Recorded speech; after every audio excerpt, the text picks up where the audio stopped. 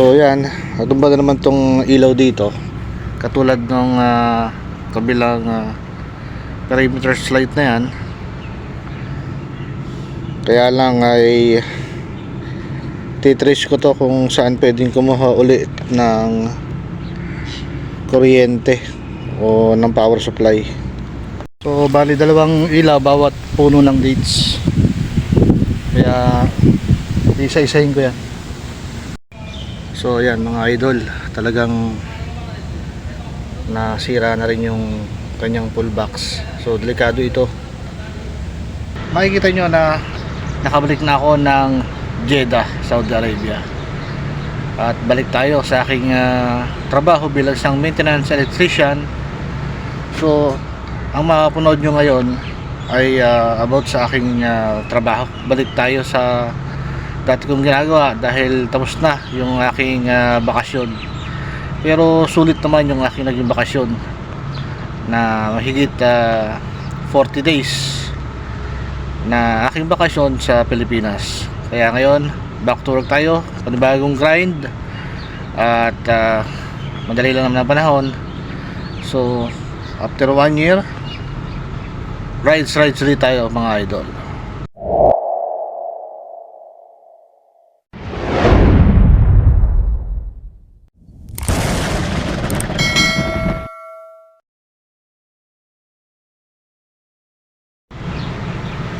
Hello guys, good morning. This is Richard Mix TV at welcome sa aking panibagong video sa araw na to. At sa video ito, makikita nyo na nakabalik na ako ng Jeddah, Saudi Arabia. At balik tayo sa aking trabaho bilang isang maintenance electrician. So ang mapapanood nyo ngayon ay about sa aking trabaho. Balik tayo sa dati kong ginagawa dahil tapos na yung aking bakasyon. Pero sulit naman yung aking naging bakasyon na mahigit 40 days na aking bakasyon sa Pilipinas. Kaya ngayon back to work tayo, panibagong grind at madali lang naman ang panahon. So after 1 year rides ulit tayo mga idol. So yan guys ang aking gagawin sa araw na to o sa umaga na to ay itong tumbang ilaw na to. Ayan o. So yan, tumba na naman tong ilaw dito. Katulad ng kabilang perimeter light na yan. Kaya lang ay titrace ko to kung saan pwedeng kumuha ulit ng kuryente o ng power supply. So may manhole naman dito. Ang alam ko mga kuryente ang nakalagay dito, mga wires. So trace ko na lang ito mamaya. So yan lang, huwag natin patagalin mga idol at umpisahan natin yung trabaho sa bagang ito.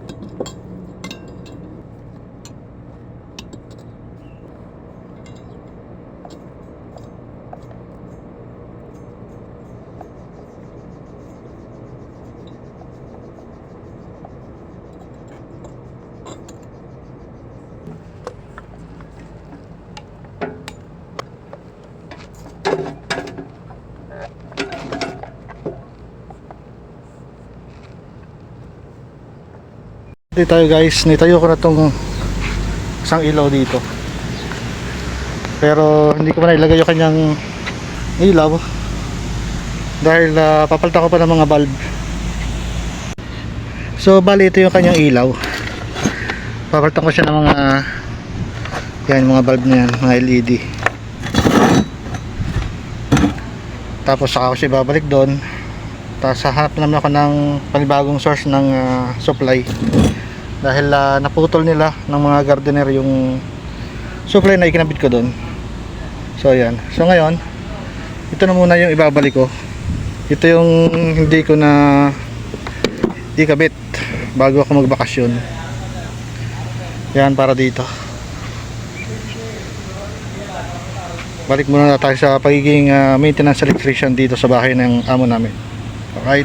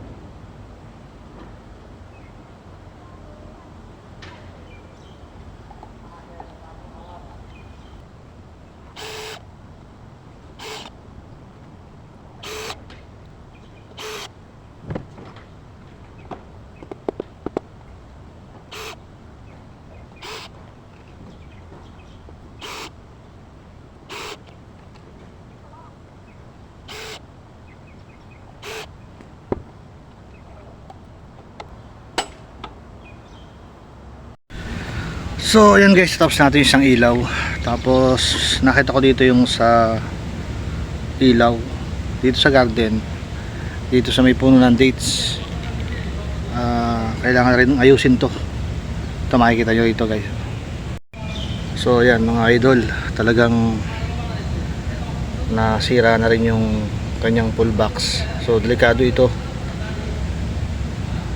pagka laging nababasa, maaaring magkaroon ng short circuit dito. Ayan, tulad yan, no? Tinitiningan ng tubig. Tapos medyo iangat ko itong ilaw. Ang plano ko rito, puputol ako ng PVC na 1 inch. Tapos i-elevate ko dito yung ilaw, papato ko na lang dun sa 1 inch na PVC. Tapos lalagyan ko ng panibagong pull box at iangat ko na rin to para hindi nababasa. Kung napapanood nyo itong aking video ngayon, so ngayon ay 20 na ng September. Ako ay nakabalik dito ng August 28. So yung mga napanood yung na-upload ko na andito na ako sa Jeddah, yun pa yung aking reserba nung nagbakasyon ako. So ito pa yung mga ayusin ko, lahat ng ilaw dito sa puno ng dates. Ayan, merong mga puno na medyo crowded yung mga halaman. Tulad nito medyo masikip, saka yun, isang yun, at dito pa. Ayan, medyo masikip dito, panguhuli ko to.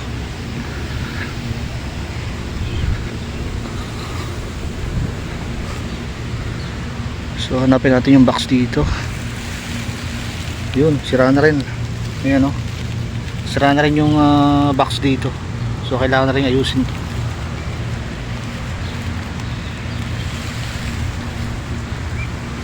So bali dalawang ilaw bawat puno ng dates.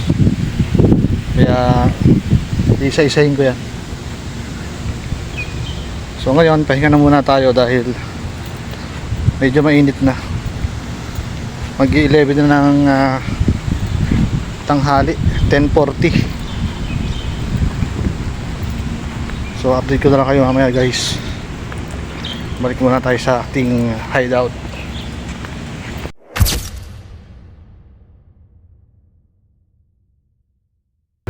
Ito ng ilaw guys.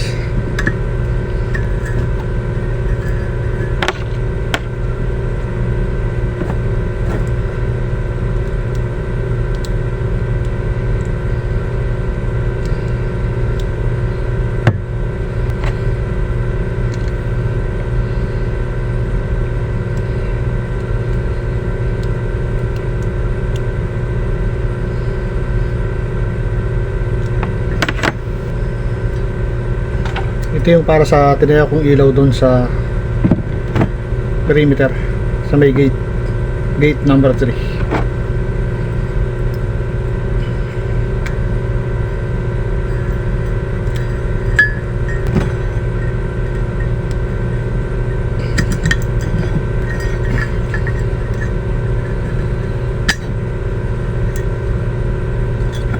So ngayon guys, lagyan natin ng connector para pag binalik ko dun sa kanyang perimeter, medyo madali na nating may lalagay, hindi na tayo mag-splice. So kuniklip lang to. Ayan, pagsamahin lang natin yung parehong niya, direct to sa 220. Ayan, kumapit na. Tapos brown.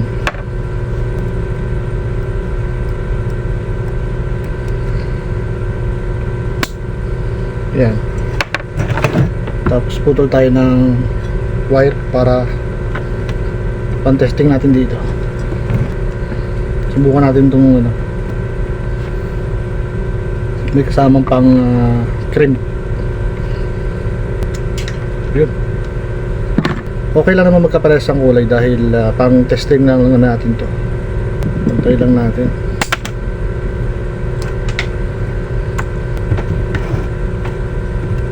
So yan guys, testing na natin.